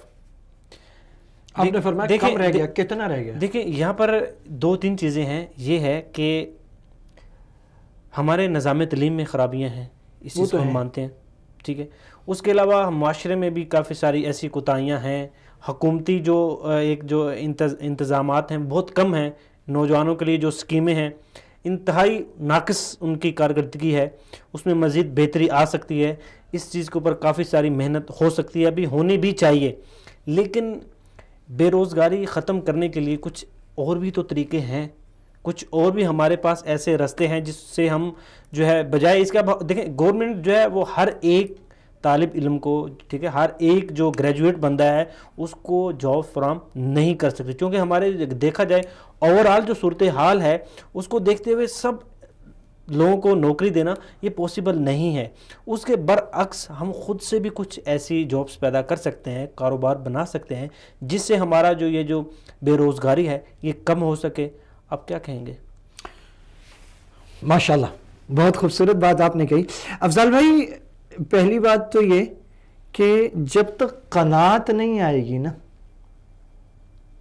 کچھ نہیں ہو سکتا. اگر نوکری کا مقصد فقط پیسہ بنانا ہے تو آپ 100 کاموں کو تو اس لیے چھوڑ دیں گے کہ اس میں پیسہ کم ہے یا اس میں مطلوبہ پیسے تک پہنچتے پہنچتے وقت اتنا لگے گا, آپ اسے چھوڑ دیں گے. تو سب سے پہلی یہ بات سمجھ میں آ جائے کہ اتنا رزق جس سے میں کھا سکوں اور پہن سکوں وہ کافی ہے, باقی اللہ برکت دے, اللہ کی جیسے منشا. تو 100 کام آپ کے سامنے ہیں. وہ یوتھ کلب کے صدر صاحب نے بتایا تھا کہ آپ محلے کی صفائی کر سکتے ہیں, تو وہ ایک آئیڈیا ہے. میرا چونکہ تعلق ہے تعلیمی میدان سے اور میں کچھ تعلیمی ادارے بھی چلاتا ہوں, آپ یقین کریں ہم ڈھونڈتے پھرتے ہمیں ہمارے مطلب کا ٹیچر نہیں ملتا, باوجود اس کے کہ لوگ روزانہ آتے ہیں, سی وی ڈراپ کر کے جاتے ہیں, ان کو جاب نہیں ملتی.